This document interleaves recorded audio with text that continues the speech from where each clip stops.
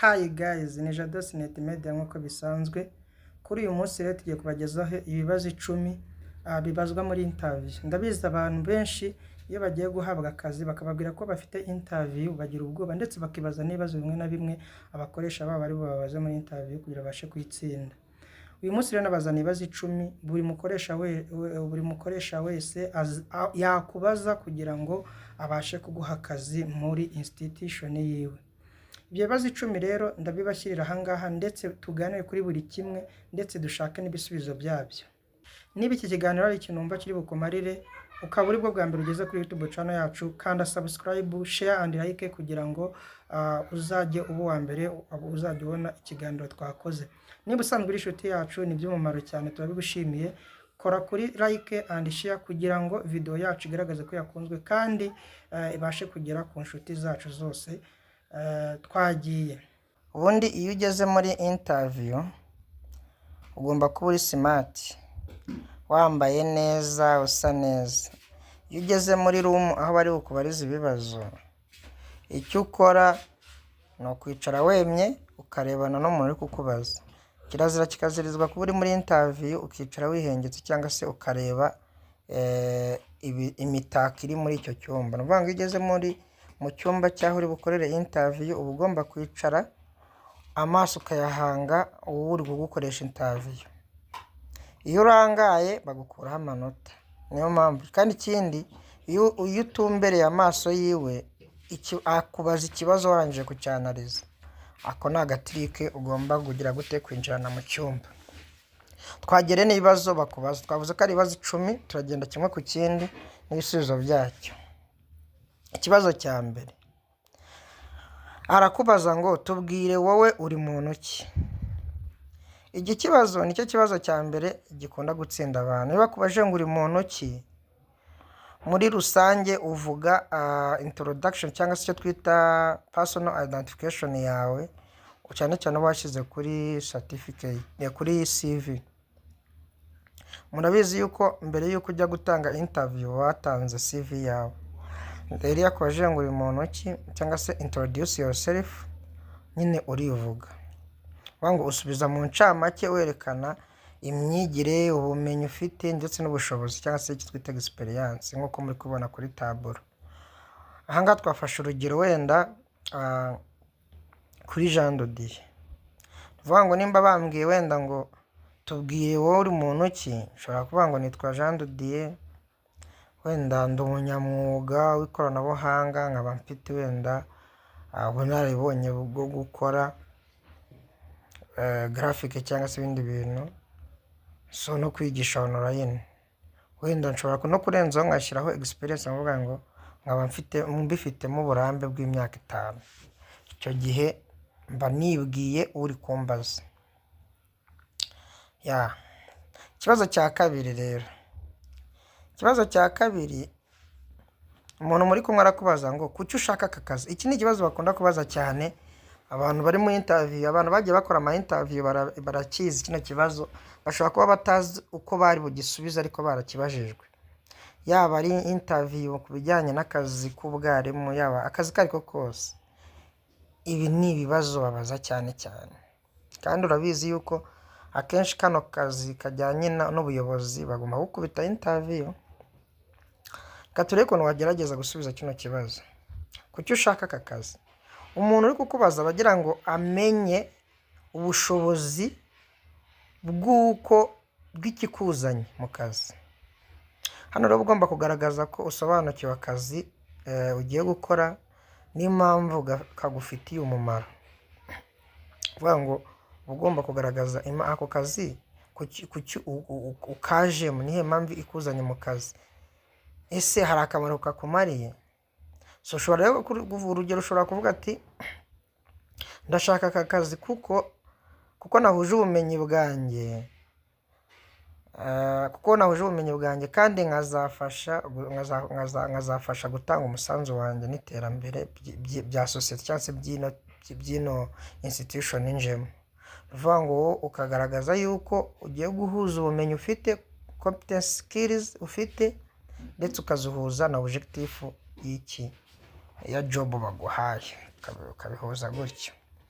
twagiye ku kibazo cya gatatu. Ikibazo cya gatatu barakubaza ngo ni ibihe byiza byawe, ni ibihe bibi byawe?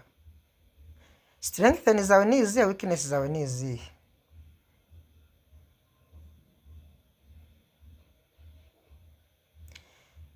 So bashobora kukubaza ati ese ni izihe mbaraga ufite cyangwa se ni ibihe ushoboye kurusha abandi? Ni ukuvuga ngo uje mu kazi uri gukora competition n'abandi, nimba muri abantu 100 bashaka umuntu umwe, ese ni ikihe cyize, ni izihe mbaraga wifitemo kurusha abandi usanze ahangaha ku buryo ugiye kubahika cyangwa se ugiye kubarusha? Bagira ngo nuvuga ngo umuntu ukoresha interview agira ngo amenye se uyu muntu ifitiye icyizere kingana gute. Ushobora gutanga ibintu bibiri cyangwa bitatu. Ushobora kuvuga ko uzi gukora neza kandi mu gihe gitoya, nuvuga ngo ubangutse. Ushobora kuvuga yuko uzi gukorana n'abandi, teamwork, akaba ari cyo cyizere wifitiye, no gukemura ibibazo bya hato na hato. Nuvuga ngo abantu benshi, ababosi benshi bashaka abakozi bazakemura ibibazo, ukabona niyo boss yaba adahari. Abashaka abakozi bazakorana, bazakora cooperative kandi bahuje the same objective. So rero iyo bakubajije icyo kibazo cya gatatu cyakubazaga ngo ni icyo urusha abandi cyangwa se ushoboye kurusha abandi, utanga icyo gisubizo. Ikibazo cya kane barakubaza ngo ni izihe weakness ufite cyangwa se ni izihe weakness wewe wiyiziho, ese ni gute uzikosora izo weakness? So icyo gihe kugira ngo ugisubize ushobora kuvuga ati wenda nari mfite ikibazo cyo gutinda mu mirimo, ubwo niyo weakness wari ufite muri previous job, ariko ubu ngubu nkora gahunda ku gihe. Nivuga ngo noneho nize time management. Vanga icyo gihe weakness zawe kwari ugukererwa, wenda n'urugero, ariko improvement cyangwa se icyo yongereyeho nuko noneho ufite time management. Icyo kibazo cya kane. Ikibazo cya gatanu, umuntu uri kukubaza muri interview arakubaza ngo kuki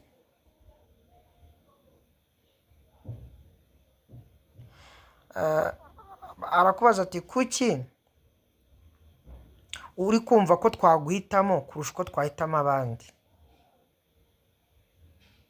Kubera iki uri kumva ko twaguhitamo kurusha uko twahitamo abandi? Wowe ugomba gusubiza ugaragaza ubumenyi ufite, ubunararibonye ufite cyangwa se experience, ndetse n'imico myiza. Ukavuga ati abandi ndabarusha imico myiza, abandi mbarusha ubunararibonye, abandi mbarusha ubumenyi. Kwako n'ubundi urumva n'ubundi interview bigendana na CV yawe watanze, ko n'ubundi ibyo uri kuvuga uri kubishyira mu magambo, ariko n'ubundi CV bo barabizi kuko n'ubundi bafite CV imbere yawe agenda ahuza ibyo uri kuvuga. Ikibazo cya gatandatu, wigeze ugira ikibazo mu kazi cyangwa mu ishuri wahanganije ute? Angaha abari kukubaza nimba warigeze ugira ikibazo ahantu hose wakoze cyangwa wize, hanyuma akakubaza n'ukuntu icyo kibazo wagikemuye. Hano ngasobanura utanga urugero ruto ariko rugaragaza uko usubiza neza ibibazo, ko wagiye nyine ugerageza kwikura muri ibyo bibazo. Ikibazo cya karindwi, ushaka amafaranga angahe? Iki ni ikibazo bakunda kubaza abantu bose bari gukoresha interview, abakozi. Ahangaha bari kugira ngo ukubite mu gatego kugira ngo uvuge umushahara uri hejuru cyane cyangwa se umushahara uri hasi cyane, kuko abantu benshi babajije ngo se urumva wifuza ko twaguhemba amafaranga angana iki? Nyine ahita nawe yumva yahita avuga ingano y'amafaranga, kandi ntabwo ariko kino kibazo bagisubiza. Anga usubiza mu buryo bworoheje. Ushobora kuvuga ati nditeguye kuganira ku mishahara igendanye n'amategeko ndetse n'ubushobozi bw'ikigo. Ariko abantu benshi kwa ko abazi ngo iki kigo gihemba amafaranga 500,000, ahita agenda avuga ngo niyo wama magana ane nayemera. Ntabwo ari byo, ntabwo uhita uvuga exact amount, ahubwo uhita umukubita mu gatego ukamubwira ngo umushahara nzawuganiraho n'ababishinzwe nkurikije amategeko agenga kino kigo. Ugahita abona ko ufite IQ iri hejuru. Ikibazo cya 8, uri kukubaza arakubaza ngo ese uzi gukorera mu itsinda? Nivuga ngo uzi ukuntu wakora muri teamwork. Kuko ubundi ibigo byinshi by'ishoramari biba bikeneye abantu bakorera as teamwork kugira ngo kuko iyo abantu bakoreye hamwe bagera ku ntego byoroshye.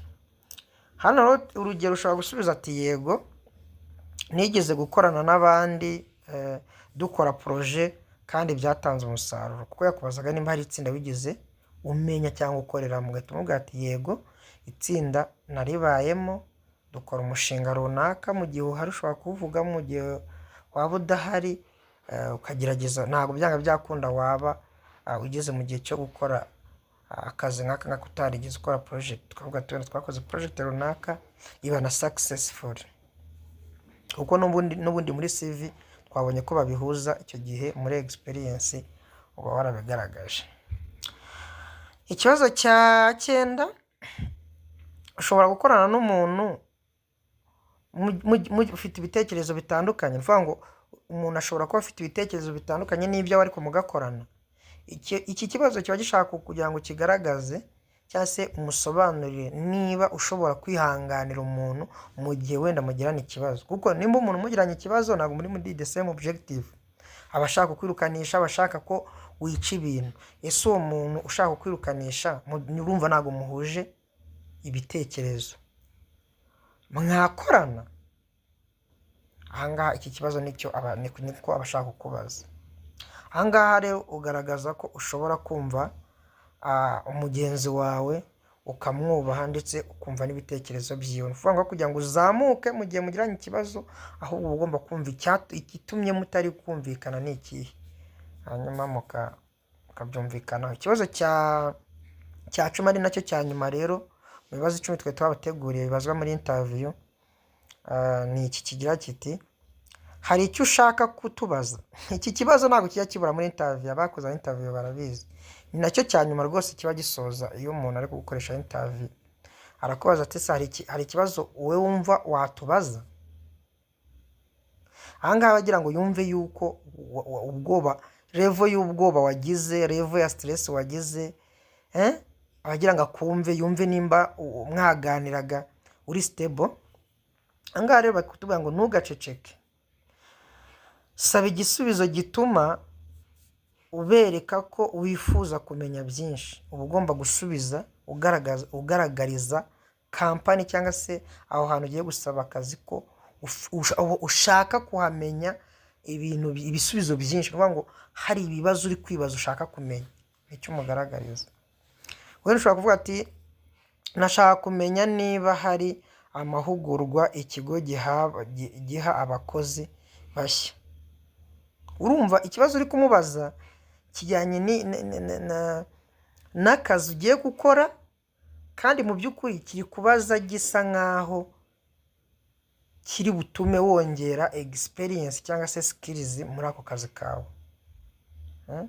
Hari ikibazo watubaza kuko twahereye kare tukubaza, tuvuga ati yego nashaka kumenya nimba hari amahugurwa mujya mugendera abakozi bashyashya muri iki kigo.